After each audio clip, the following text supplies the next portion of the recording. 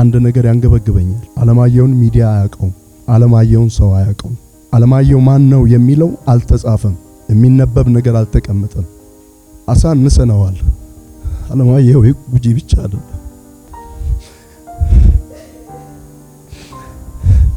ማን ነው የሚለው ሪሰርች ይሰራ፣ መዝሙሮቹ ይታዩ። ሰክቻ ከተወለደበት መንደር ጀምሮ መንፈስ ቅዱስ ኃይል እሱን ከተገናኘበት ጀምሮ የነበረው እድገት፣ የህይወት ለውጥ እዚህ መድረሱ ምንድነው የሚባለው ነገር በጥልቀት እንዲታይ ዶክመንተሪዎች ይሰሩ። ይሞታል ብዬ ፈጽሞ አልጠበቅኩም። አለማየሁ ማለት አጽናኝ፣ ሌሊትኛ እሱ ጋር አገር ቤት ሲመጣ ሰዓት ተነስተን ነው የምንጸልየው። እኛ ቤት የተለመደ ነው። እሱ ሲመጣ ግን ቁጭ ብዬ በቃ ተኛለሁ። እኔ አንዴ በልሳን አንዴ በአማርኛ አንዴ በእንግሊዘኛ በቃ እስከሚነጋ ድረስ ምጸልይ ነበረ። አለማየሁ ዘማሪ ብቻ ሳይሆን ጸላይም ነው። አለማየሁ ጸላይ ብቻ ሳይሆን ሰባኪም ነው። ሰባኪ ብቻ ሳይሆን አስታራቂ ነው። አለማየሁ እኔ ምን ብዬ እንደሚገልጠው አላውቅም። ወን አለማየሁ ቶኮ ጀርጀረለተ ኡንቀብዱ ለማ አማት ደንደነ ዱርከሰኑ ካላፋ ባዱለተ ኡንቀዱ ኤኑ ነም ሲኦ ተኤ ሆጀቱ ቀቡ ነም ዱጉማን አቁቀማ ቀቡ ከኦብሰ ቀቡ ቻሌንጅ ካን ጩፋዩ ባአቴ ከግቡ ሊያደርስ የሚችል ሲኦ ማን ነው? ቦርዲን ኤን ኢፍከኔ ካኤ ሴና ካን ገላፈረት አከሙዳቱ ኦብጁ ካን ኪያ ጀዴ ካፉዳቴ ካኤ ሆጀቱ ካዳንደው ቦርዲን ኩን ኤንፋ አለማየሁ ዝማሬ ብቻ አይደለም፣ ወንጌል መስበክ ብቻ አይደለም፣ ለሰላምም የሚተጋ ሰው ነበረ። ኢምፕሊሜንቴሽን ዮካን ቴማቲክ ኤሪያ ከነሞ አች ከሰቲ ሆሊስቲክ ዮጎኔ ፈኬና ሄልዚን ባየ ሙርቴሳ ሆጂ አማ ስፒሪቹዋሊ ሆጀተሙ ከሰለ አማ ሚሽነሮታ ዱራኒ ሌው አገርተኒ ሚሽነሪ ዊዝ ሄልዝ ሚሽነሪ ዊዝ ኤዱኬሽን ቶኮፋ ስኪል ዮካን ካፓሲቲ ኤዱኬሽኒ ኦል ደበላ አሲቲሞ ሶሻል ሰርቪስ ያዳዳ ከና ይቻ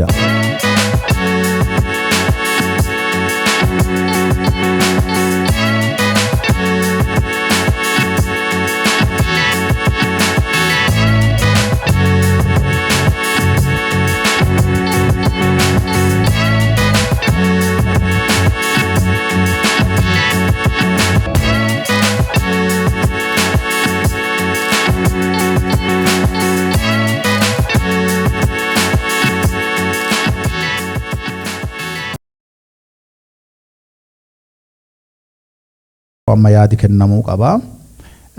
Briefly wanni kun baay'ee irrattan ka dadhabe nami kenna kaala jirulleen afaan achi jiru sanii waan fayyadamuuf ingiliffalleen baay'ee ka hojjetame akkasi kanaafuu yennaa yaada kanarra haasonnu ingiliffa haasonna jechuu odoo hin ta'in afaan kennalleen afaan amaaraffaalleen it's all allowed ittiin fayyadamuu dandeenya. Akkasitti yaada akka kenninu wanni jechuu barbaadu waan garaagarii amma yennaa waa akkanaa kana yennaa dhageenyu gizee maanti jira. Amma yennaa mana ijaarrattan yoo dhagartanii jiraattanii faawundeeshinii kana warri ijaaru warri mana ijaaru yennaa muka kaa as dhaabanii kaa achi dhaabanii gamadii waxxaranii akkana wannoo godhanii yennaa jalqabanu isin mana isinta mudhata isaan immoo piroosesii itti mudhataa deema. Yoo kana ijaarre kana yoo jalqanne kana gubbaa itti aansina, kana yoo hojjanne kana itti aansina, kana yoo hojjanne kana itti aansina jedhaa deema warra. Ani immoo akkana abbaa manaa akka nama mana hojjechiifatu ani immoo kifilii keessa buluun nan mudhata. Amma kifilii keessa bulsa ara dhagguun dandeeman. Gin warri immoo step in deema akkas yoona kulleen akkuma sanii foundationiin dokumentii kanarratti wanni haasa'u mallee maanti jira waan jedha akkasiin dubbataa deemna. Garaagariin tsuufittuu deebisa, garaagarii immoo alleen yaadatti kennaa deebisa. Gaaffiillee yoo jiraatte yaada kennullee yennaa jiraatte. Wanni kun ganaa waa hojjetamaa deemaati. Wanni sun aduma akka ajandaatti waan jiruufi waa akkasii sana adoon ta'een waan ka'e kanarratti Alamayyoo Gabra Masqal ፋውንዴሽኒን አርማኑ ማን ጀዳ ወነ አርማ ኩኑ ምክንያቱም ባለቤት ነን እኛ ከዚህ ሁላችንም ከዚህ በኋላ ሎጎን ኩኑ ማን ጀዳ ወኖን ሳይካምስ ሳማን አይ ካናቴውን ቀቡ ሎጎ አከና አዶታዬ ሎጎን ኩ አከና አዶ ደደቢ አቺን ዱባ konseptii fudhataniiti warri arkitektii illee kan midhaasu na waa akkanarratti yaada kennuu qaxxanii.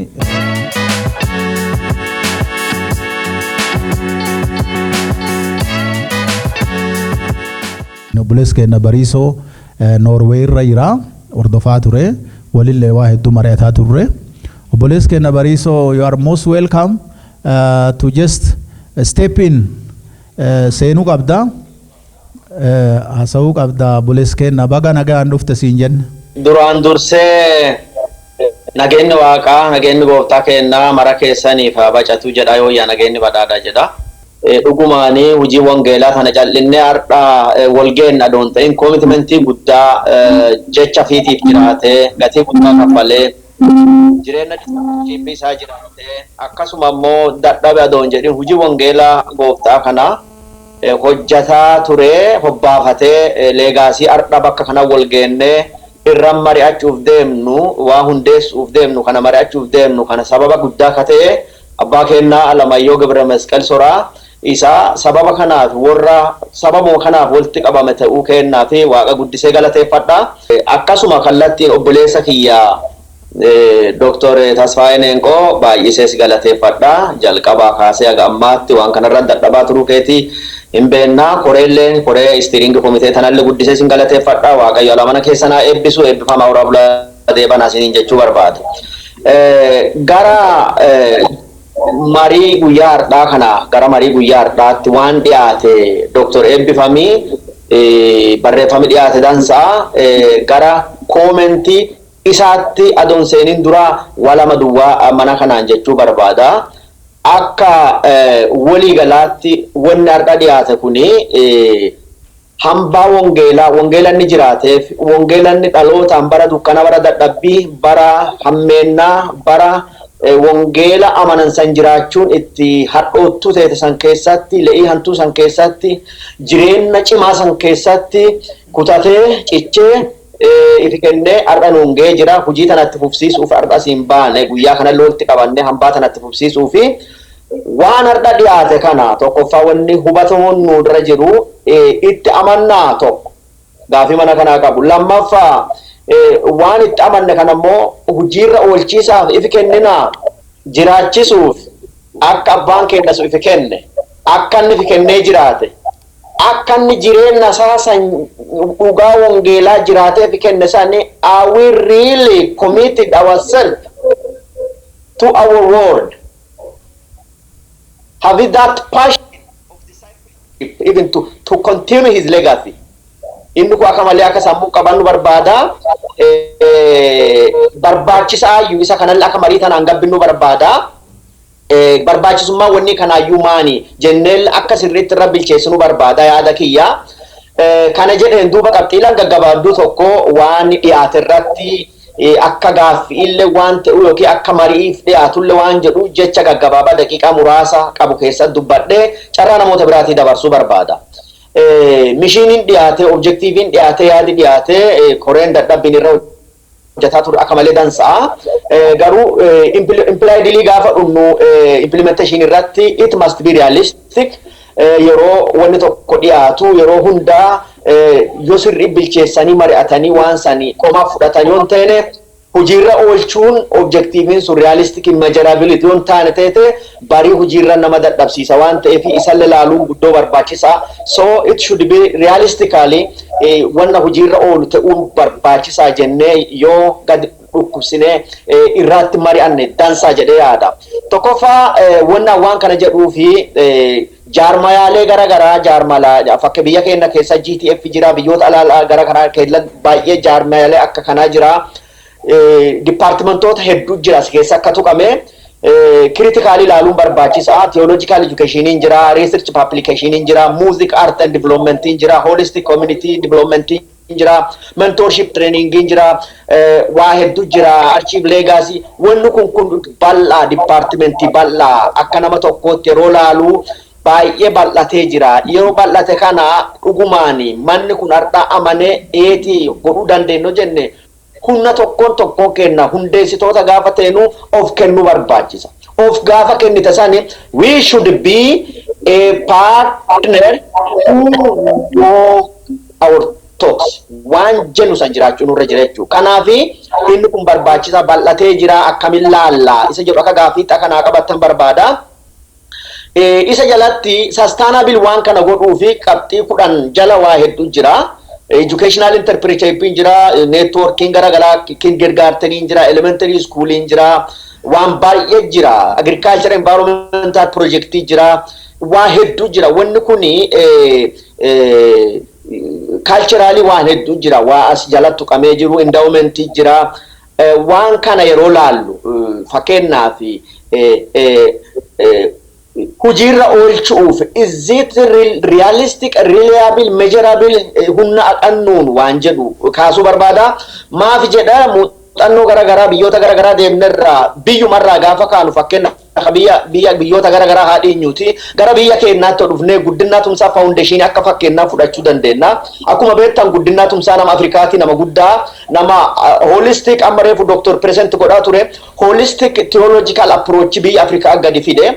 Waan gugurdaa lama irratti kan wanni godhu tokko inni guddaan inni irra wanni godhaa turu keessaa inni jalqaba ilma namaa holistically spiritual and physically mishinii isaa guddaan holistikii akka bira dhaqqabanu kana keessatti immoo gaafa 2199 1192 dhaabatu waggaa 30 jaarmaay kuni waan afur qofa irratti hundaa'e kenna departmentiin gara 8 amma asirratti akka argutti waan kan hundi dhukkubsee dubbadhuuf kan hunda kenne boraka hojii irratti hin dadhabne waan jedhu barbaadeef departmentii afur qofa irratti tokkoffaa fayyaa irratti lammaffaa bishaan irratti sadaffaa qonna irratti afuraffaa dargaggoota dubartoota holistic wanni irratti amma jaarmaya hagas ge'u jaarmaya maatiin well network diteete jaarma resource guddaa qabu jaarma ijoolleen alaaqa keessan network guddaa qabu yoo haganaatti eegi wanni ta'e guddina lafaa kaane kana kiiloomeetira 40 nama fiigu akka maratoonii fiigu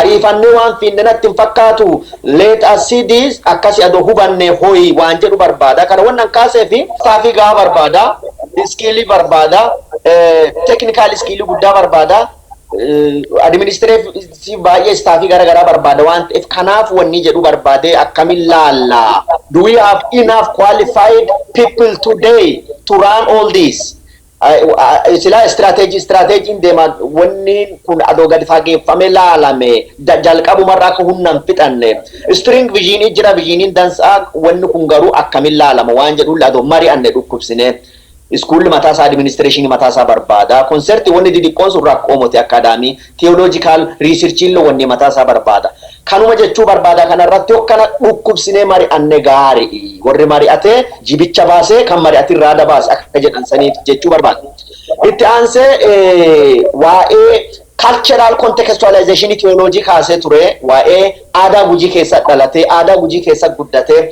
duudha gujiin qabu aadaa gujiin qabu dhugaa haqa gujiin qabu tokkummaa gujiin qabu seera gujiin qabu keessatti fertile ground uumera inni kun dansa theological contextualization Jesus of Nazareth akkas fakkeenyaaf Paul of Tarsus dabalee ammallee warroota dubarraa kan reformation Luther of Germany John Calvin of fakkeenyaaf France akkasuma immoo namicha Tyndale of England John Wesley of England kaasuun hin danda'a Alamayyoo of Guji jedhanii akka ka'umsaatti achi ka'uu isaa rakkoomuti garuu gaafa Guji Oromo Christian jennu there are many Christian who are non Guji who are based in Guji isa kana lakkam laalla waan jedhullee barbaachisa maaf waan kana kaasaa jecha gabaabaa yoo kaasu biyya Itoophiyaa kana keessatti dubbiin ethnicity baay'ee sensitiividha namni dafee gara politikaatti hiika isa kanallee sirriitti yoo laalle acknowledge Gujii godhuun cultural roots sanirraa dhufe Alamayyoon dhugaadha waan irraa wanni godhuun qabnu value Gujiin qabu san dhugaa Gujiin qabu san haqa Gujiin qabu san harmonize godhanii biblical contextualization godhuun rakkoon qabu contextualization theology ni amana kitaabillee ni amana inni kun gaarii ta'e interpretation biraa akkan fudhanne irratti mari'achuun baay'ee barbaachisaa waan jedhu barbaada value sun akkuma jirtu ta'e jechuudha gara dhumaatti dafee fiduun fi Christian community fakkeenyaaf achi keessa gara dhumaatti gadi ka'ee jira when we come to the partnership gara partnership gaafa gadi deemnu qabxii kaa'amee jira evangelical churches and fellowship kadame Guji Oromo Christians fellowship in regional synodos. There are not only Guji Oromo Christians there in Guji zones, even many Christians. How about Gedo Christians? How about Borana Christians? How about Walaita Christians? How about other Christians, other ethnic groups who are living in Guji with Gujis? Manje tu barbade alamayyon nama Guji qofamoti alamayyon nama Gedo qofamoti alamayyon nama addunyati nama Afrikati isa kana dhukkubsine akkanami outside it excluded lalle. What if we gonna incorporate all those things in this issue? Even the size of our objectives and the area of operations should be even revised. Kana jechu barbada rosini rafdadde ebfama rablade banamatite. Manu bira tete asottu fakkaata galatoom yaada kanaan alaa konserni kan kaasuu dandeenya. Kun faawundeeshinii buusiisaa waan faawundeeshinii sanirra ijaaramaa deema phase by phase waan hojjetama sun እንደተጠበቀ ነው። ግን amma wama faawundeeshinii kanarrattu ammaanu wanni kun ta'uu qabdi dhakaan kun edeemuu qaba yookiin dhakaan kun ka'uu qaba wanni jedhama. Yaada kana dhiyeessaa wanni garaagariin deebitee waan jirtuuf akkasin laalaa deemuu dandeenya. Mee gaaffii haa kaatuuka.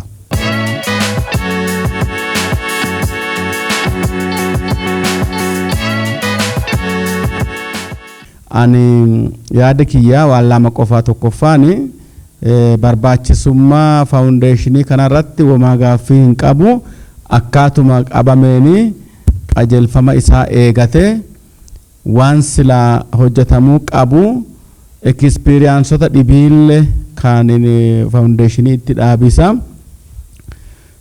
including ka guddinaa tumsaa jedhamellee dabalate qo'annaan sirrii irra geggeeffame akkan jalqabamee amma sadarkaa kan irra ga'e almost guddinaa tumsaa faawundeeshin ከተቋቋመ ዛሬ ወደ 30-40 ዓመት ይሆናል አካም በኩት አካም ቱረ አጀልቀ ቢሳ አካሚን አዳ አስረገ who are partners ኑፋ ወር ፓርትነሪ ዋን ከና ቱረኔ አካምቲ ዋንጀዱ ያድ ኩኒ በድናን አዶራ ሆጀተመ ከኡምሰረቱ ጀልቀበመ ወን ኩን ወን ጋሪን አዶ ሆጀተመ ዋንጀዱ ያዳም እንበረተን ነብየ ከነ ከሰት ናሞታ ወንጌላቲ ፊ ወንጌላ ፍጋቲ ባሰኔ ፊ ዋ አደዳ ጎዲስ እንበረተን ፋውንዴሽኒ ዳቢሲል እንበረተምነ ጅራ ጋርጋሪ ሲል እንበረተን እና ኑት ዋን ከና ባርሲሱ ቀብና ጅራል ቢ ጅራል ወል ጋርጋሪ ሳጅርተ ዶኒ ጅሩ አዶኒ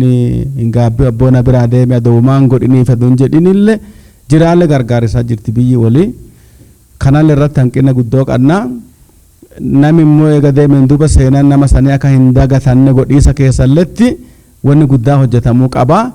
Yaadi kuni yaaduma barbaachisummaa irratti gaaffiin qabu akkaatuma qajeelfamaa fi seera isaatiin itti haa deemu yaada jedhu kennuu barbaada. Gaaffiin immoo haa gaaffii itti kaasu inni tokkoffaan barreeffama irratti raa'ii adda jedhu irratti diqqoo hin bal'anne raa'iini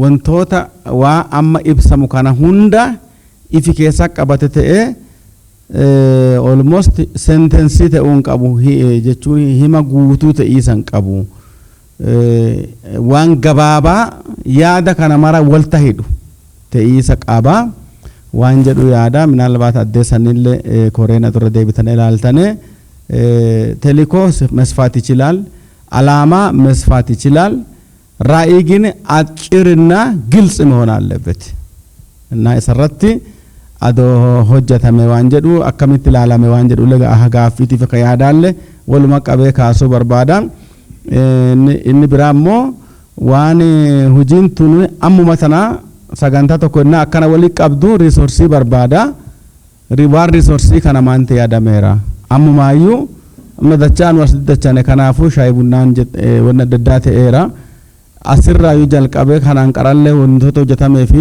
riisorsii barbaachisaa waan kanarratti wanni yaadameeru maani hojii hojjetamu hundumaa duuba isaa riisorsii yoon jiraatiin beesee yoo hin jiraatin hojiin tun gara duraa hin deemu haga ammaatti nama waan san dubbatu hin agarre akkamitti yaadameera naannoo kana waan jedhu akka gaaffiitti lammaffaa kaasa. Inni sadaffaan yaadi waliigalaa kan kennee xumuruu barbaadu nami kenna akka lama balleessa. Tokko daf jedhanii jarjaranii atoo sirriitti hidhatini atoo sirriitti hin guutatin akka biyyi nama ammatu sirooxuu itaataquu sirooxuu iffettaali jedhanu jarjaranii bati jedhanii kanee balleessan. Sullee gama tokko dogongora. Gama tokkoon immoo leessi jedhaneetuma ammaatti deenna hin bilcheessanatu jedhanuu jedhan. Kanaafuu wanni Alamayyoo tokko jarjarale ta'uu hin qabdu, lama ammaatti deenna jedhanii harkisanuu kaalafa baddule ta'uu hin qabdu. Waan kana lamaan callaa irraa nu eegaa nu jabeessa yaada kenniisa barbaada. Galatooma.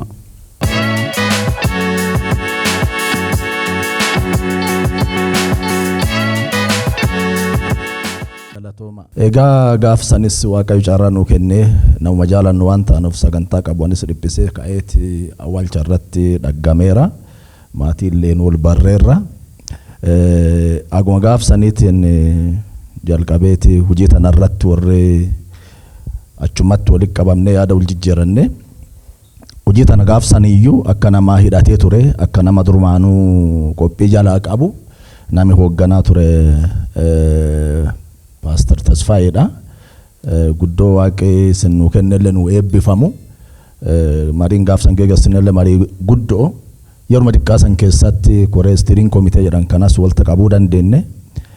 Hojiin isin hojjettaneeti gaafsanii tagadhaa fiddanelle waan bilchaa'e fakkaata. Kanaaf baay'ee galatoomaa eebbifamaa. Waaqa waan guddoo gidduu teennaa qaba. Asuma isaanii walitti deebinee yoo cimsine guddoo tana caaltuu bira ga'uu dandeenya yaada jedhu kennuu barbaada. Itti aanseeti waan akka gaafate xiqqoo gaafatuu barbaadu tajaajilli jiru amma hedduu fakkeenyaaf namni kun tajaajila hedduu tajaajileera garuu irra caalchisa jechuun irra caaltu faarfataa faarfannaan nama beekamu amma innaa dhimma kana yaannu gara kam presentation nan gafa dhiyaatelle takka gara faarfataa arkisti takka gara holistikii arkisti garamti osoo gulaallee irra gaariidha.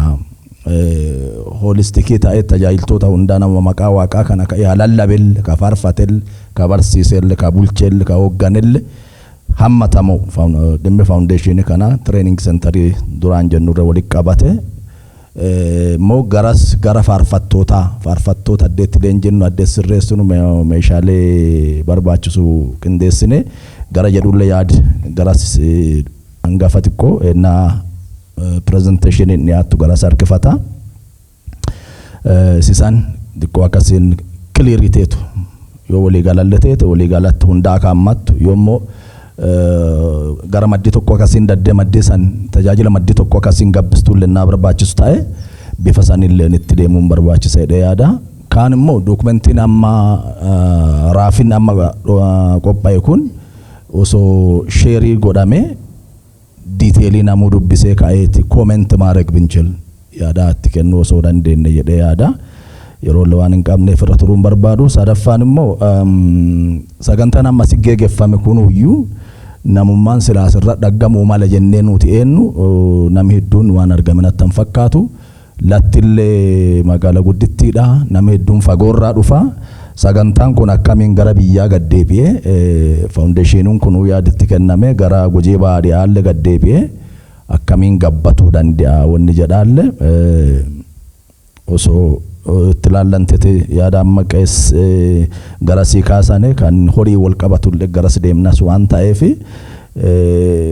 naannoo nam kun tajaajilee fi naannoo uummata faa isaatiif aadaa isaa beeku jiru baaf dhiyaarraalletti osoo garas haala isaa deebinne gara gabbisuu osoo yaanne inni dhumaa immoo naalbaat loogoo gubbaa galamoon galuun beeku Gaashaa Alamayyoon fi gitaarri gargar hin baanu. Yeroo hunda gitaarri waliin jira waan ta'eef masqalii irratti maxxanfamamoo eessatti galaan beeku namni kun faarfataa wanni gitaaraa sun ladoolaallante jedhaati galatooma eebbifama.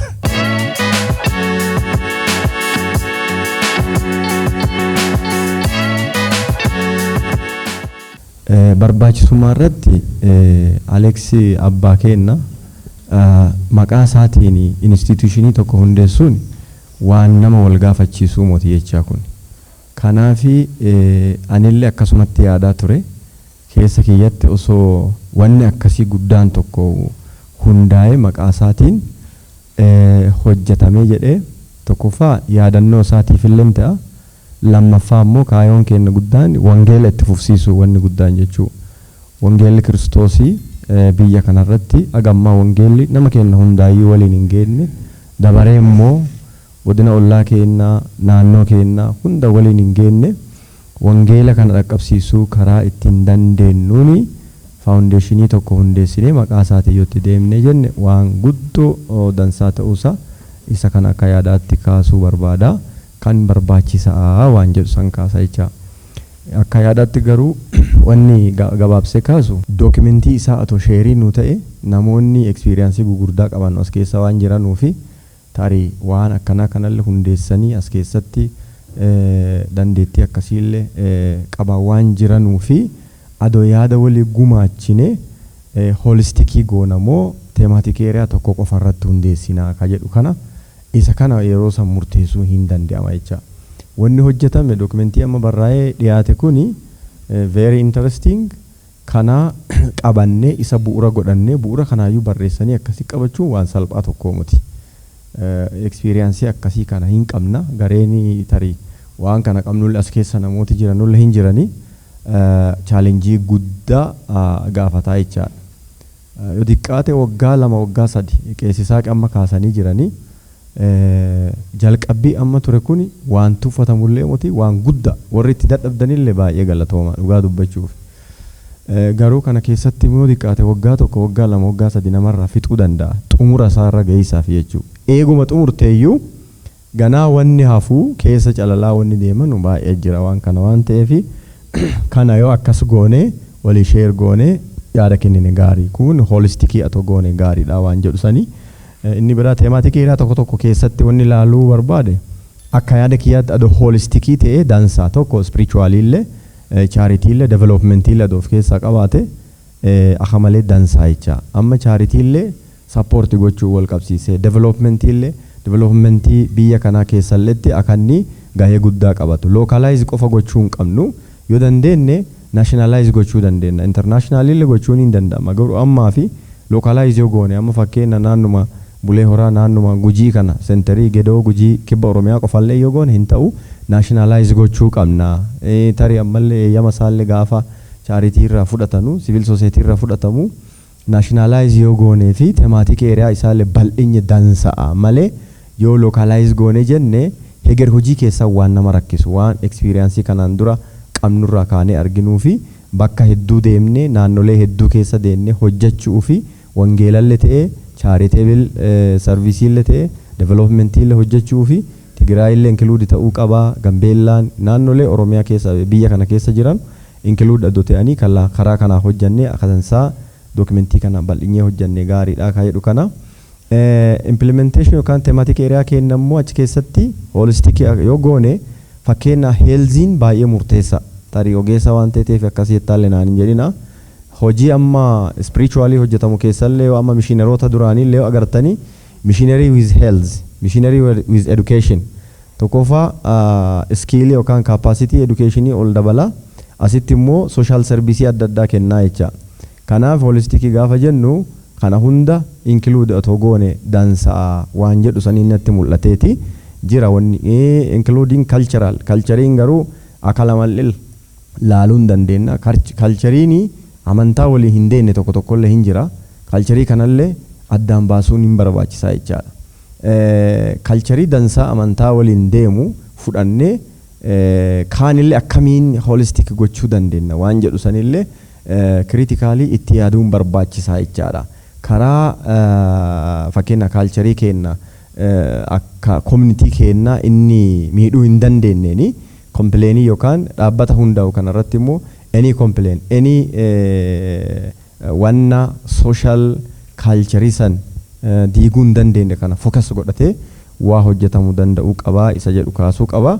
Hoolistikii keessatti dhimmi dubartoota very crucial no isa qofaa moti critical point no jecha dubartoota as keessatti hammachiisuun holistic service dubartoota kennuun inni kunilleeni foundationii found ta'u kana keessatti baay'ee qulfii waan ta'eefi moota akkasii kana yoo keessatti include gochaa deemne waan gaariidha waan jedhu san kaasa kan bira challenge-ni minaalbaata nu qunnamuu danda'ai waan jedhe kana amma hojiin ku hojii guddaa dhugaa amma yoo dokumentii kan ta'anii qopheessisinu waan guddaa salphaa fakkaata warri beekuun beeka waan kana dokumentii kana itti fufiisaan qopheessuudhaa fi commitmentiin jiraachuu qaba akka commitmentii illee kaasuu qaba commitmentii barbaachisaa faayinaansii barbaachisaa yeroo dheeraa ta'anii waan kana hojjechuu barbaachisaa jechaadha amma har'an jalqabna jennee dansaa jennee yoo deemne walirra dhiinye jenne baay'ee rakkisaa jecha kana kan akkamii walii gumaachuu dandeenya nama waan kana qabate ka jedhullee yaadu eegaa dokumentiin xumuramee immoo eeyyama isaa fudhachuun illee bataam kabbaade akka tarbaa kan nama ulfaatu tokko keessa eeyyama civil society irraa fudhachuuni baay'ee challenge jecha even dokumentuma amma nuti barreessinee asii namni dadhabee barreesse kana gaafa achi geessitu kana kanaan sirreessaa kana akkana godhaa kana as buusaa kana achi buusaa wanni jedhamu kunillee hin jira jecha kulle gara duubaa nama deebisa kanaaf dhimma kanallee waliin isaallee waliin dubbata warra amma charity civil society kana keessa jiran kanallee waliin mari'ata namallee achi keessatti ijaarrata yookaan hin deemne teetee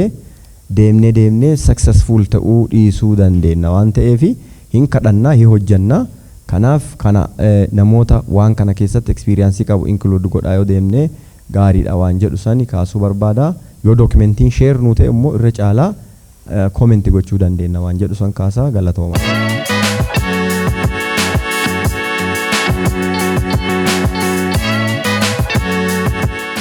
Iskooppii irratti akkasuma implementation mechanism irratti concernii xiqqoo qaba. Waan dhiyeessitan almost waan bareedaa dokumentii dhiyaate keessaa very small comment AG Alamaayyoo Gabra Masqal kan jettu abbreviate godhuun hin barbaachisu.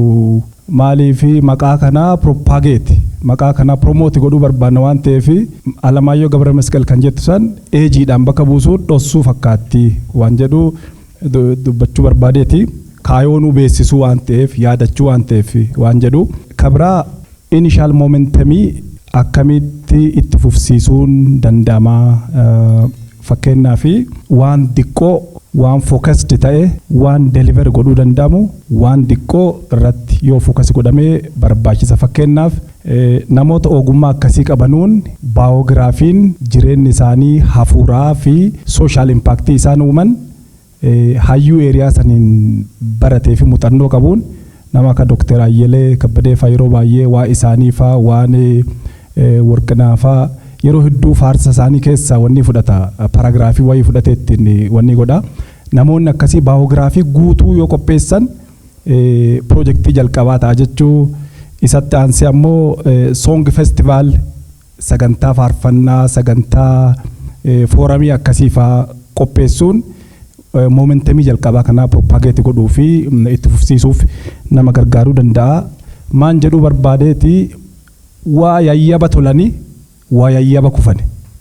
Kanaafuu keessattuu gaafa governansiitti deebinu boordii akkamiin filannaa caasaa akkamiin diriirsinaa nama akkamiin qaxarra gaafa jedhamu of eeggannoo guddaa faranjoonni waan jedhanu the strength of the building does not come from the amount of mortar and bricks it comes from the engineering knowledge embedded in it fooqiin guddaan amma naga'u kun baay'ina sibiilaa fi dhagaatiin miti kadhaabatu saayinsii injiinariin ittiin achi isaan ittiin dizaayini godheen kanaafuu namni nuti boordii goonee filannu nama profaayilii guddaa qabu nama fiigarii ta'e nama faamilii ta'e aantii odoon ta'in nama hojii tana hojjechuu fi committed hojii tiyya ga'ee tiyya jedhee nama hojjetu yoon ta'in namuma bebeekamaa wayii maayaa maatii hagaa hiriyyaa walta guurree jalqan waldeennaan waggaa tokkoon duuba waggaa lamaan duuba komii waan ta'etuuf let us make focus and deliver waan jedhu yaaduma kennuu barbaadeeti ulfaadha.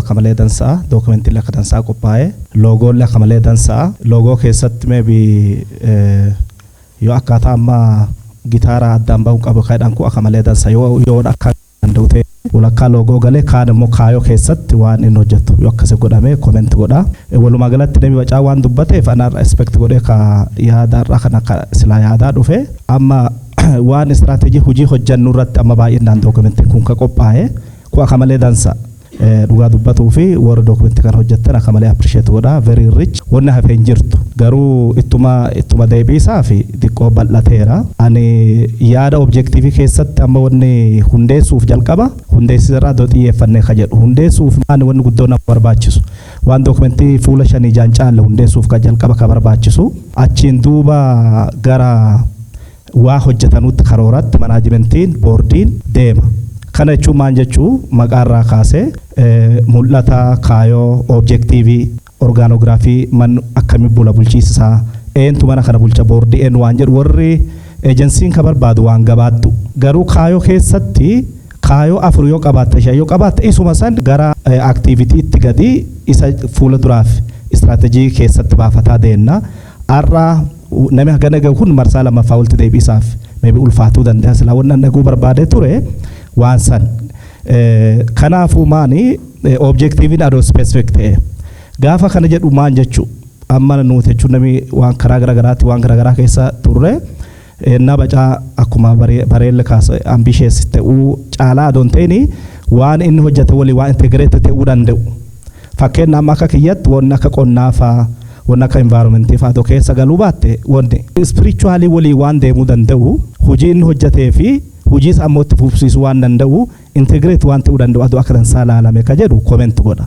objective adoo afurii shan caaluu baate comment godha inni sun ammoo akkamitti wanni mana maxxansaa wanni waan hojjete ibsuu danda'u wanni deemu kamiyyuu rakkoon qattu specific objective jalatti kan wanni godhamu general objective baanye achi keessatti fuula duraa manaajimentiin boordiin 5 year strategy plan baafataa deena waan ta'eef inni adoo laalame kadhibiin orderii amma orderii keessatti addee viizhiniin faa wanni garagaraa addee keessa irra deddeebitee bakka itti kaatu jira maqaa irraa ka'aa vision statement mission statement objective core value achira orgaanoogiraafii orderii isaallee akaransaa adoo laaltanii ka jedhu yaada qaba kanaafuu keessattuu haala hundeeffama kanarratti namni hagana gahu kun har'a silaa adoo marate jedhee kan yaadaa jiru tokko wanni gaafa dookumentii hundeeffamaa galuu qabu mana kana eentu bulcha ka jedhu CEO gala daarektarii hin deema boordii eenufa ka jedhu hin deema maqaarra walii galani objektiivirra walii galan mishiin irratti waan peejii shanin caalirra walii gallee achiin duuba inni sun galeen duuba marsaa lamaffaa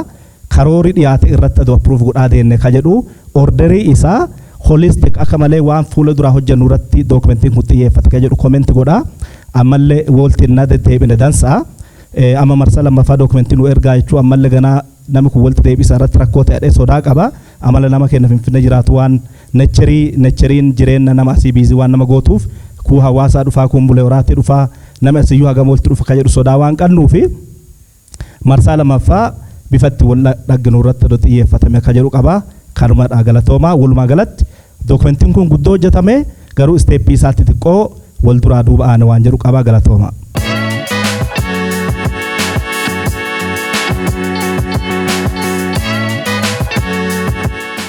Nugusee Qulee jedhama jiraatuma lafa tanaatti dhalootaan saakkicha ollumaa Alamayyoo Saffaa jechuudha. Alamayyoo xiqqoo firumbaalleen qanna sodda.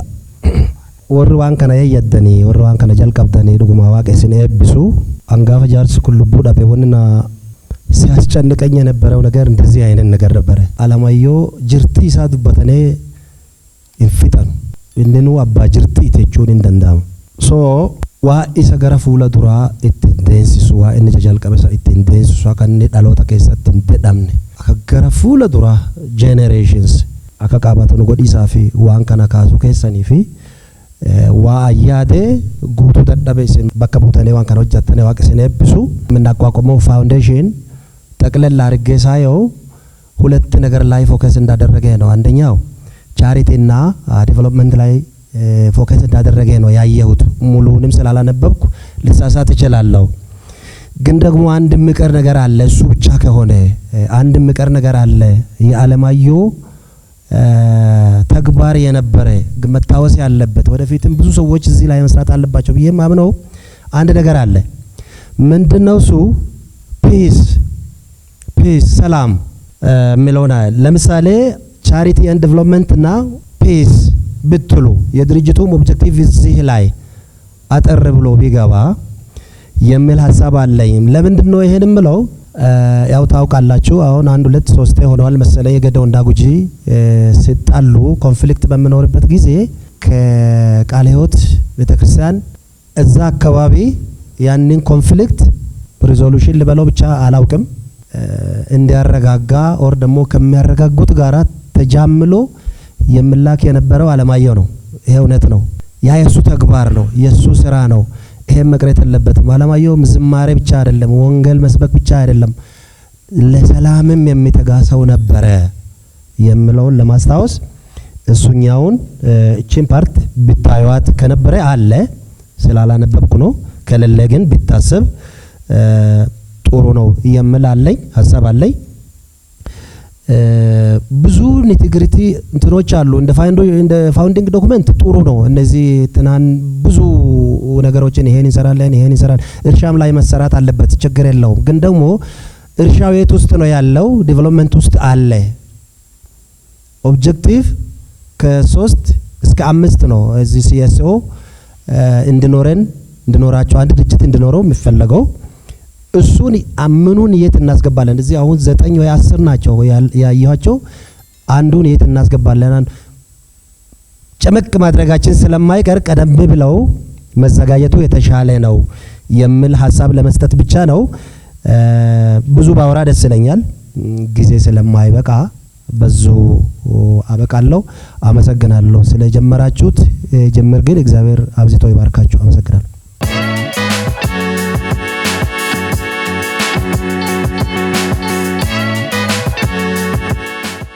ani won irratti ilaalcha kennuu qabnu jedhee yaadu maa hojjannaa yoom hojjannaa akkam hojjannaa irratti domari'an abaarsa qaqqabna yeroo baay'ee hirmaannaa akkanaa keessa illee qabu fagaadhee waggaa naannoo 9 aga 10tti Boojjam keessa jiraachaa waan turee fi namoota keessa illee argamu abaarsi qabnu maani tokko ho'inee qabbanaa'uu qabna akka sabaatti ilaalcha kiyya ta'uu danda'a.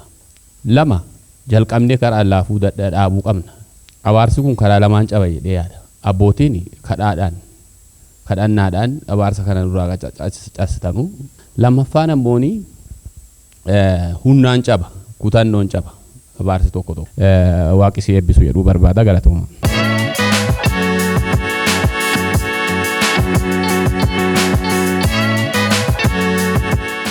Takkaa jedhama wanti baay'ee ka'ee jira. Gama tokkoon immoo yaaduma kana fudhattanii ያዳ kana fudhattanii galmaan ga'uudhaaf ብዙ እንደተቸገራችሁበት ብዙ እንደሰራችሁበት ይሰማኛል። ትልቅ ስራ ነው የተሰራው።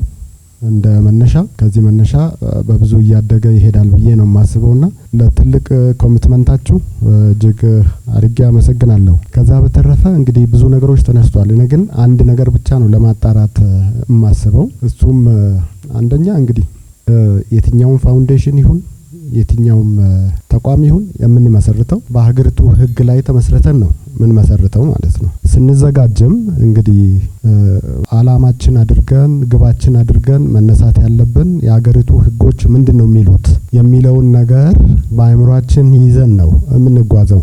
ይሄን ካሰብን እኔ የምታየኝ 2 ነገሮች ናቸው የሚታዩት። አንደኛ እንግዲህ ከቅድሙ እየተነሱ ያሉት ነገሮች አንደኛው ስፒሪቹዋል ዊንግ አለው፣ ሌላው ሴኩላር ዊንግ አለው ማለት ነው። በሀገራችን ህግ ሁለቱን እንደባልቀም መሄድ አንችልም። የግድ መለየት ነው የሚያስፈልገን። ሁለቱም የሚያስፈልገን ከሆነ ያስፈልጉናል ብለን ካመንበት በተለያየ አቅጣጫ ነው መጓዝ ያለብን። ምናልባት ከተነሱት ነገሮች እዛ ላይ ከቪዥንም ከስቴትመንትም ያየነው ነገር ምንድነው ሞር ዲፔንድ የሆነው በስፒሪቹዋል ዊንጉ ላይ ነው። ይሄ ከሆነ ወደ ምንድነው የሚሄደው? ምናልባት ወደ ፋውንዴሽን አይሄድም ሊሆን ይችላል ማለት ነው።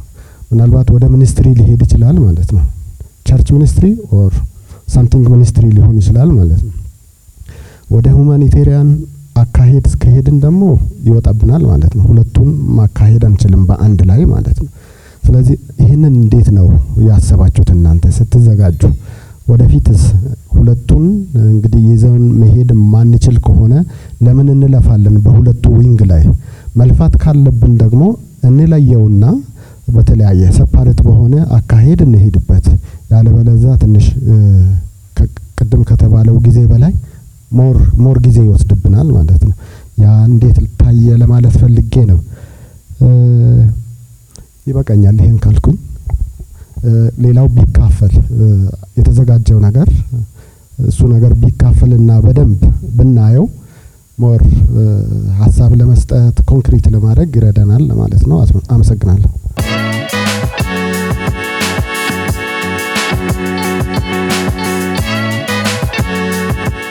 gammachuu dubee Bonayyaa jedhama. Gaasha Lamayyooni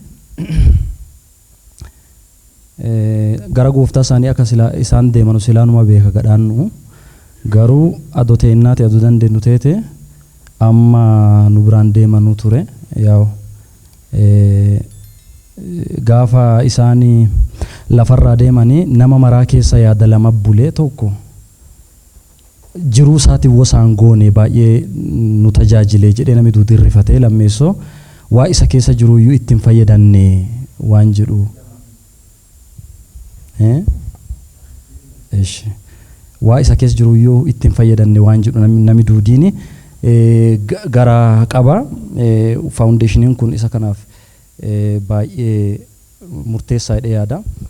Rakkinni gara keenya ture amma nama godhiisaa gadhaa adoo fedhellee sisteemaan qannu nuti ergaa sisteem yellenim faawundeeshiniin kun gaaffii guddaa deebisa yoo waaqni nu milkeessee addeen nu gee an akka nama tokkootti wanni amanu iddilinna bootaa himmiset egzaabeer nu wanna kan harki waaqaa keessa yoo jiraate waaqni nu gargaare waaqallee kadhannee addeen hingiya waaqeedhee amana sisteema dansaa nuti jedhee yaada.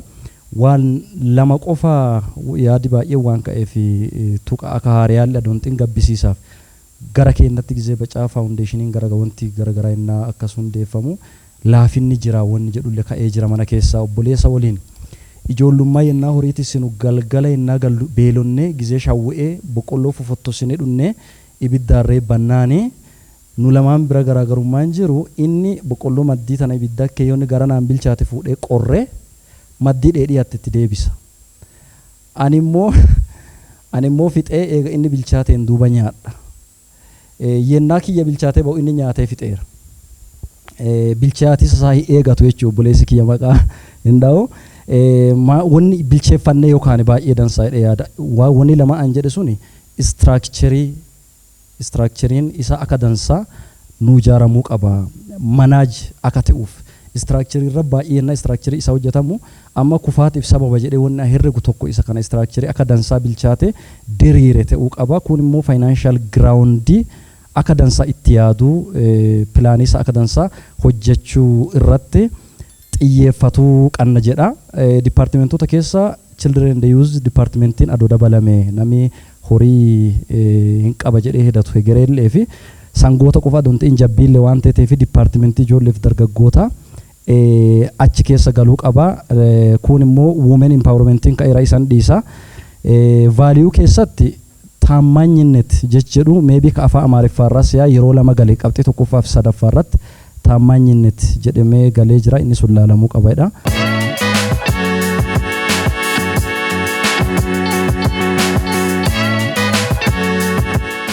መሰራረቱ ላይ በእንደዚህ አይነት ሁኔታ እንድንሰባሰብ እድል ለሰጣችሁን ኮሚቴዎች በጣም እግዚአብሔር ይባርካችሁ ማለት ፈልጋለሁ። ብዙ ሐሳብ ስለተነሳ የተነሳውን ሐሳብ መድገም አልፈልግም፣ ግን አንድ ውስጤ ላይ የሚመላለስ ሐሳብ አለ። ይሄም ሐሳብ አለማየሁ ማን ነው? ዘማሪ ፓስተር አለማየሁ ማን ነው? በርግጥ እዚህ የተሰባሰብነው ሁላችን አለማየሁን በትክክል መግለጽ የምንችለው ስለ አለማየሁ ትክክለኛ ጭብጥ የሆነ መረዳቱ አለን ወይ? ለኔ ይሄ ሙሉ ለሙሉ ምላሽ ያገኛል ብዬ አላስብ። ምክንያቱም አለማየሁ ከጌታ ከተቀበለው ጸጋ ከተቀበለው የወንጌል ሸክምና አደራ የተነሳ ሳንረዳው ኦልሞስት እኔ በልጅነቴ ነው አለማየሁን ያገኘሁት። ያሳደገኝም አባቴ ነው። ከኢትዮጵያ እስከ ኬንያ፣ ሰሜን ኬንያ፣ ናይሮቢ ብዙ አብረን ሄደናል። በእንደዚህ ጊዜ ይሄዳል ብዬ አላሰብኩም። እኔ አባቴ ጉጂ ሰው ነው። ተወልጄ ያደግኩት ሻሸመኔ ነው። ለህዝቡ ፍቅር ያለው፣ ለሀገር ፍቅር ያለው፣ ለአገልግሎት ፍቅር ያለው አንድ ነገር ያንገበግበኛል። አለማየሁን ሚዲያ አያውቀውም። አለማየሁን ሰው አያውቀውም። አለማየሁ ማን ነው የሚለው አልተጻፈም። የሚነበብ ነገር አልተቀመጠም። አሳንሰነዋል። አለማየሁ ጉጂ ብቻ አይደለም።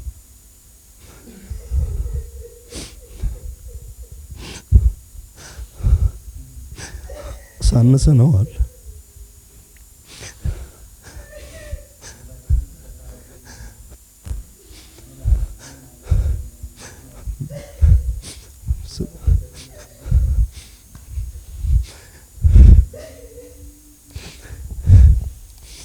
ስለዚህ የተሰራው ነገር ዶክተር ጥሩ ነው፣ ግን እኔ ወደ ኋላ እንድንመለስ ፈልጋለሁ። ማን ነው የሚለው ሪሰርች ይሰራ፣ መዝሙሮቹ ይታዩ። ከሰክቻ ከተወለደበት መንደር ጀምሮ መንፈስ ቅዱስ ኃይል እሱን ከተገናኘበት ጀምሮ የነበረው እድገት፣ የህይወት ለውጥ እዚህ መድረሱ ምንድነው የሚባለው ነገር በጥልቀት እንዲታይ ዶክመንተሪዎች ይሰሩ። እግዚአብሔር ጸጋውን ዕውቀቱን ገንዘብ የሰጣቸው ሰዎች ፕሊዝ የምናነባቸው መጽሐፍቶች ሚዲያ ላይ የምናያቸው ነገሮች እኮ በጣም ይወረዱ እኮ ናቸው። ህይወት የሌለበት በአቋራጭ የገቡ ሰዎች። እኔ ዛሬ ማለቅሳለሁ። ለምንድን ነው ማለቅሰው? የዓለማየሁን መዝሙር የዘመሩ ሰዎች ታውቀዋል። ከዓለማየሁ በላይ ዋጋ ከፍሎ ተርቦ ታስሮ ተደብድቦ ስንት መከራ ተቀብሎ ስለ ወንጌል ያን ሁሉ ዋጋ የከፈለው ዓለማየሁ አይታወቅም። አሁን እኔ ዓለማየሁ ወደ ጌታ ሄዷል፣ ግን ቢያንስ ስራዎቹን ለማውጣት መክፈል የሚገባን ዋጋ እንድንከፍል አንድ አደራ ማለት ፈልጋለሁ። ሁለተኛ ስለ ቤተሰቡ ማንሳት ፈልጋለሁ። ይሄን ቤተሰብ ሰብስቦ አገልግሎት ስንሄድ ዓለማየሁ በአንድ እጁ ጊታር በአንድ እጁ ቦርሳ አገልግሎት ጨርሰን ስንመለስ ለቤተሰብ የሚጠቅም የሚበላ ነገር ተሸክሞ ነው የሚመጣው። ያገኘውን ነገር ጨርሶ ነው የሚመጣው ዓለማየሁ። ዛሬ እሱ ሄዷል። ይህን ፋውንዴሽን ስንመሰርት ቀጣይ ሊሰራ የሚችለውን ነገር እያሰብን ነው። ኦኬ ጥሩ ነው። ይሄስ ፋሚሊ በቤት ኪራይ ውስጥ ነው ያሉት። አዲስ አበባም ኑሮም ከባድ ነው። ወጣቶች ናቸው። ታዱ እነዚህ ልጆች ብቻዋን ሰብስባ ማስቀጠል የምትችልበት ሁኔታ የለም። ይሄንንም ሁኔታ ፕሊዝ እናካትትና ስለ ዓለማየሁ ያለውን ነገር ሰፋ አድርገን ብናይ ከዚህም ጋር ቤተሰብን ብናካትት የተሻለ ነገር ይሰራል ብዬ አስባለሁ። ብዙ ማለት የምፈልገው ነገር አለ። ከሰዓት አንፃር ግን ይሄን እላለሁ። ስለሰጣችሁኝ እድል አመሰግናለሁ።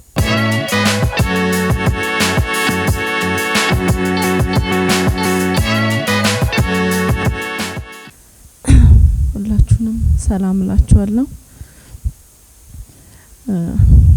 በዛሬ ታሪካዊ ቀን አንድ ላይ ሆነን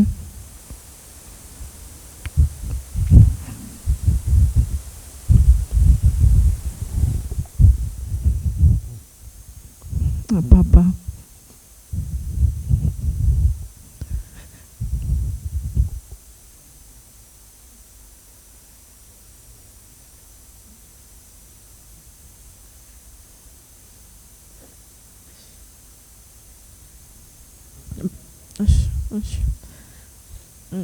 አባባ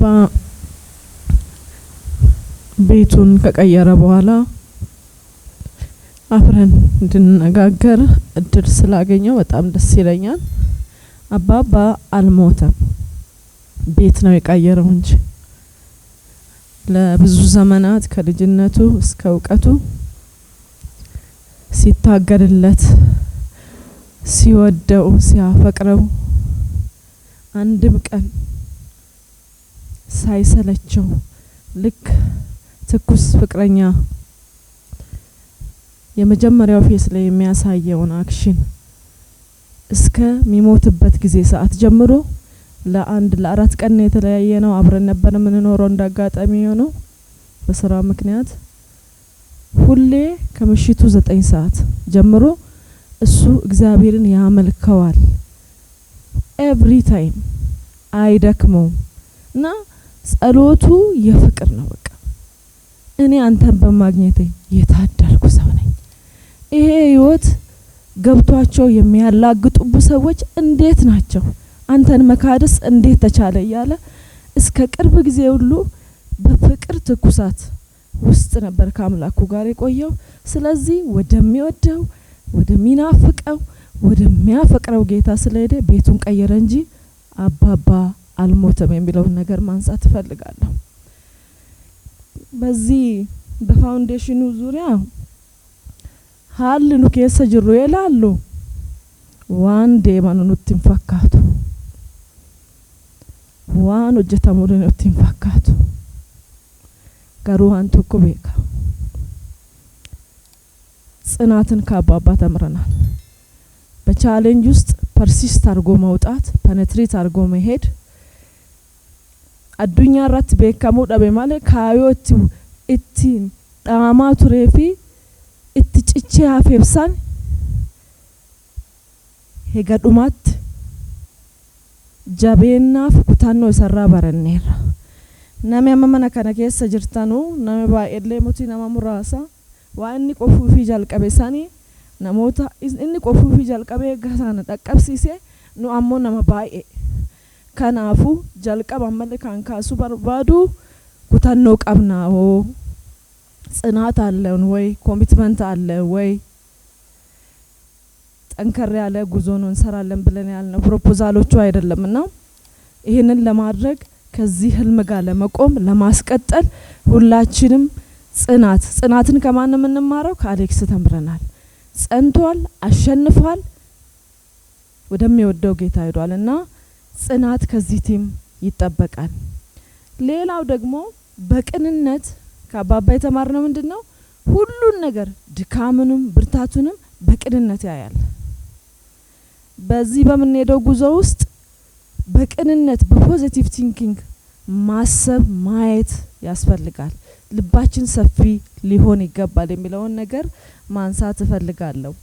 ሌላው በእቅድ ነው እንግዲህ ሁሉ ነገር የሚመራውና የተዘጋጀው ፋውንዴሽኑ የተዘጋጀው ፕሮፖዛል ፕራዮሪታይዝ እየተደረገ ስለሚሰራ ብዙ አሳሳቢ አይደለም።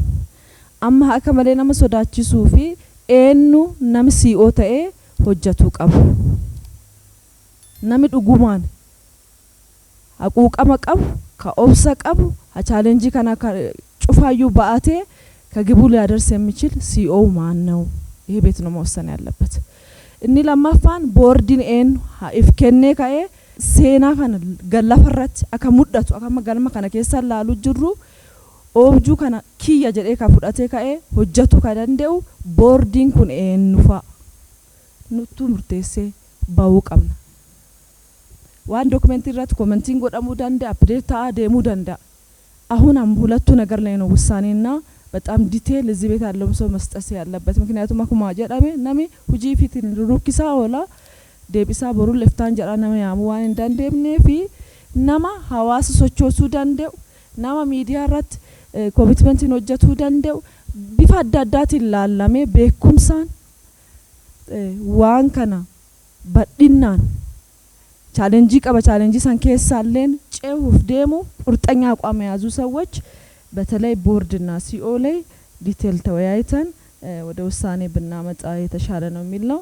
እኒ ሰደፋን ፋይናንስ ይወል ቀበቴት ሆጂን ሆጀታም ካሚዩ ከእስም ቤት ተነጀቹ ሶቺን ካሚዩ ዲቃ ጉዳን ጀደሙ ፋይናንስ በርባድ ሁጂ ከናዩ ጋራ ሰራራት ጋልቹ ከሰት ፋይናንሲን ከና አካሚን እትደሙ ቀባዋን ጀዱረትለን አዳ ኡሙርቴ ራከና ሜዋን ጀዱ ካሱ በርባዳ ulfaadha.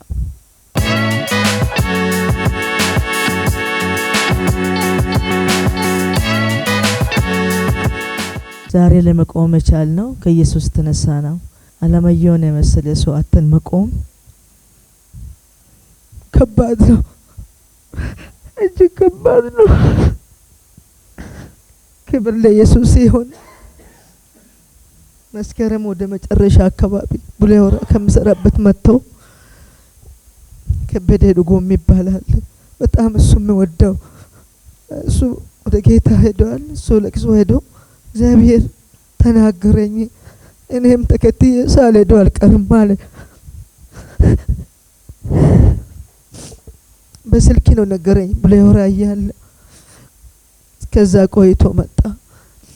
ለምን እንዲህ ያልክ ስል እዛ ሄድን በጣም አዘንኩና የሆነ ህልም አየሁኝ። እንደገና ደግሞ ትንቢት ነገር ይመጣ። ትንቢቱን ብዙ አላምንበትም ግን እንደሚሄድ ይሰማኛል አለ። ምን ነው ያመሃል አልኩት።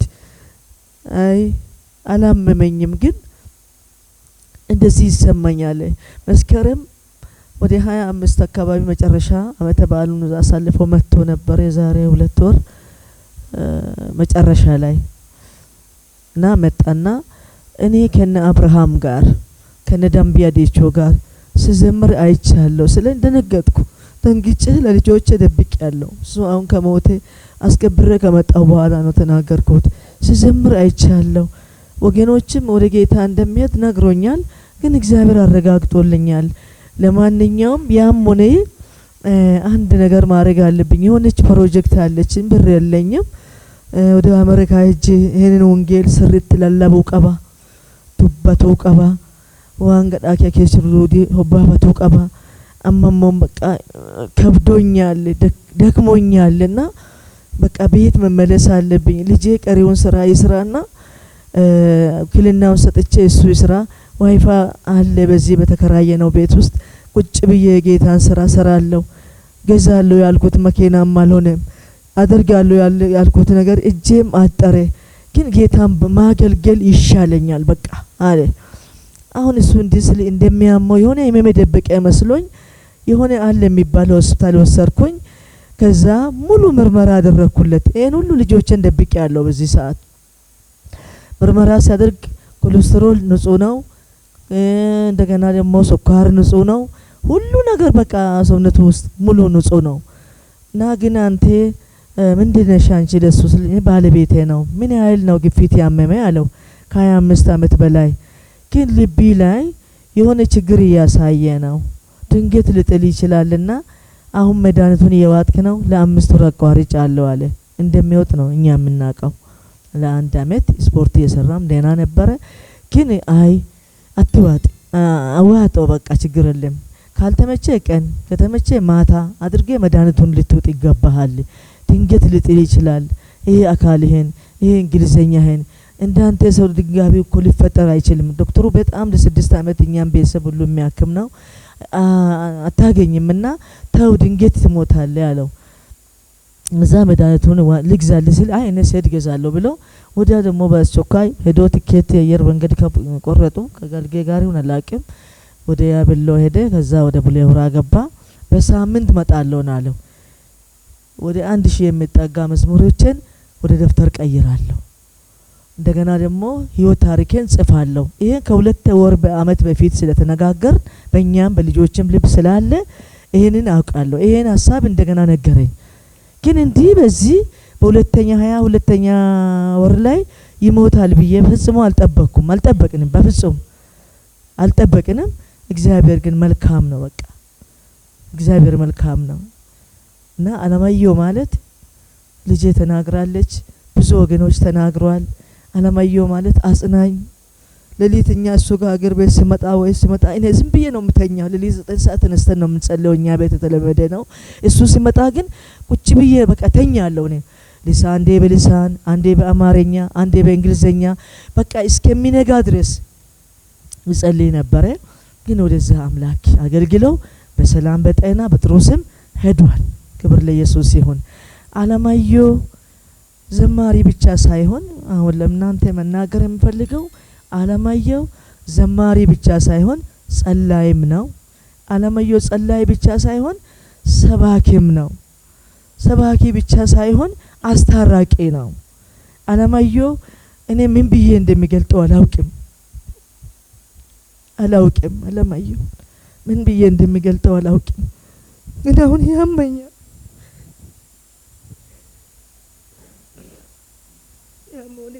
እሱ ወደ ነገረው ወደ አብርሃም ጉባኤ ወደ ዳምቢ አደቸው ዳሉበት እንዳየው ለኛ ግልጽ ሳያደርግን ሄደዋል። ለኛ ልጆቼ እንደገና ቅዱሳን ጸልዩልኝ። ከሱ ህይወት ምንድነው ለቤተሰብ የሚማረው? እኔ ከሱ ህይወት ምንድነው ተማርኩት ብትሉኝ ህይወትን ቀይሯል። ህይወቱ የኔን ታድለችን ህይወት ቀይሯል። ጸሎትን አላውቅም። ጸሎትን የተማርኩት ከሱ ነው።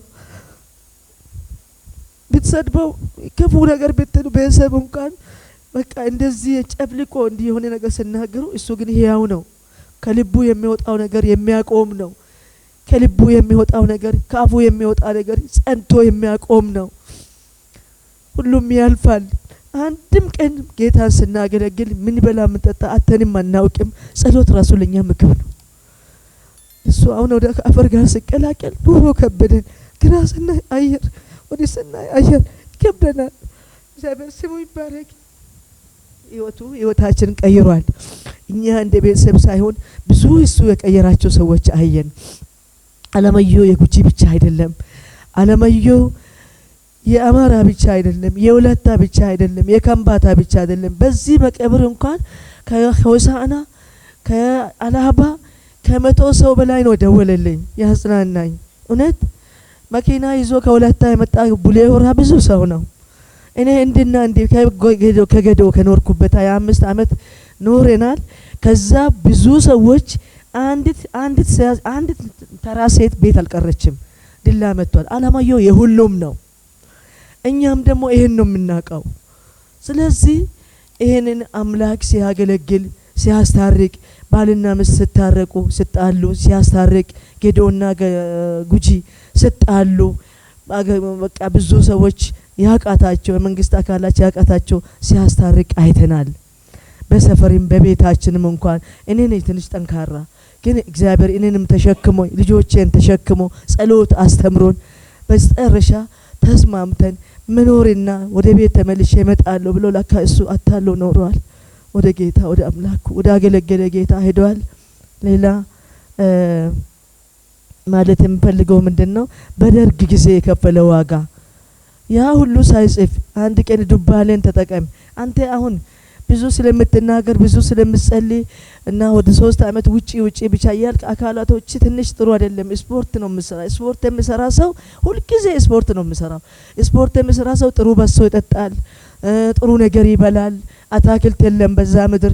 ይብቃ በቃ ተመለስ ወደ ቤት ባልኩ ጊዜ በቃ የኑ መጣሁ እኔ ገባለሁ በቃ ልጆቼ ይሰራሉ ወኪልና ሰጥቻቸዋለሁ በቃ እያለ እንደወጣ ቀረልን እዛ።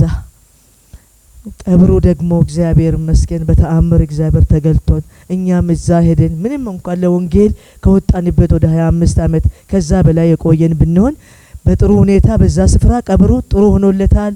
እናንተንም ኮሚቴውንም ወደዚህ ቤት የመጣችሁ ደክማችሁ በተለይ ዶክተር ተስፋዬን ጸጋዬን እንደገና ሌሎችም ደግሞ ዋጋ ከፍላችሁ እኔ ገድኦ አልልም ብዙ ናችሁ ይበዙብኛል እጅግ ነው ይበዛችሁብኝ እና ወደዚህ አዲስ አበባ የነበራችሁ ጋርመንት አካባቢ ያላችሁ የኛ ልጆች ከቡሌ ሆራ ከተለያየ ከሻክሶ ከአዶላ ከተለያየ ከሞያሌ የመጣችሁት ሁሉ እግዚአብሔር አምላክ ይባርካችሁ። ከኛ አልተለያችሁም። የኛን ድካም ደክማችኋል። የኛ ህመም ያማችኋል ይገባኛል። ላደረጋችሁልኝ ወንድሜ ኢሳቅ ብዙ ጊዜ ስለሱ ያነሳል። እግዚአብሔር አምላክ ወንድሜ ሺበሺ ከበዲያሬ የሚባላሉ ብዙ ናቸው እዚህ ይመጣሉ ብለን የጠበቅናቸው ዳዳቻ እንደገና ብዙ ናቸው እዚህ ይገኛሉ ብለን ያሰብናቸው አልመጡም። ጌታ ኢየሱስ ይባርካችሁ። ለኛ ጋር ስለከፈላችሁት ዋጋ ታች መታችሁ አልቀራችሁም።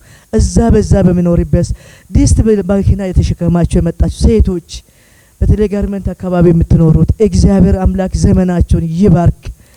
እግዚአብሔር አምላክ ዘመናችሁን ይባርክ ይላለው። ይሄ የሚቀጥል ስራ ነው። በአንድና በሁለት ሰው የሚሰራ አይደለም። ከኛ ጎን እንድትቆሙ ተስፋ አደርጋለሁ። ጌታም ይረዳኛል።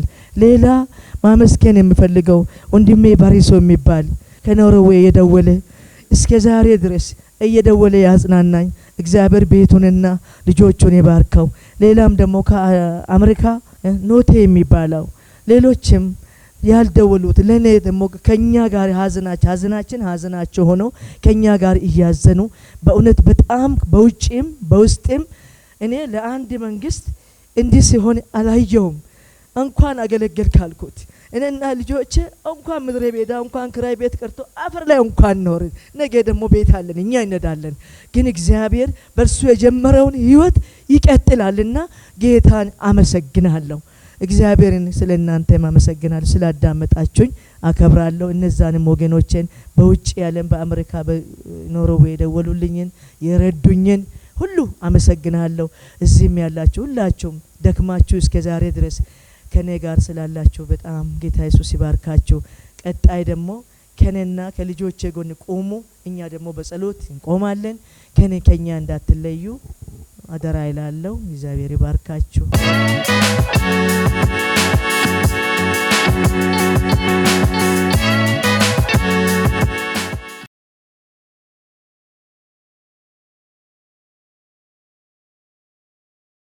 እግዚአብሔር አምላካችንና አባታችን ሆይ እጅግ አድርገን እናመሰግናለን።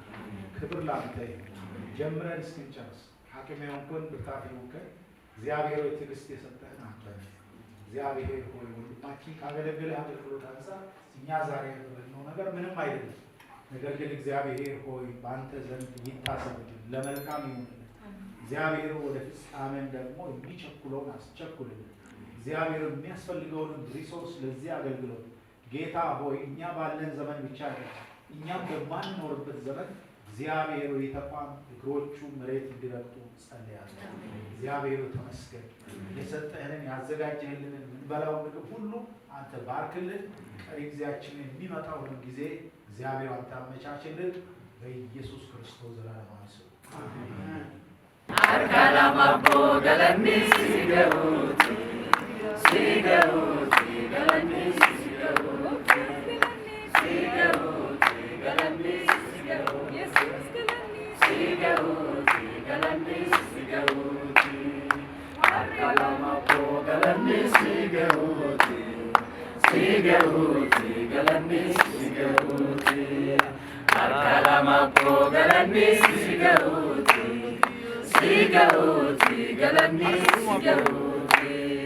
warri dureeyyi adoo lafa gootaniiranu iyyayyinu jaalate waaqi akkasumaanu warri lubbuu fayyitane jedha martinu warri lubbuu fayyitane jedha martinu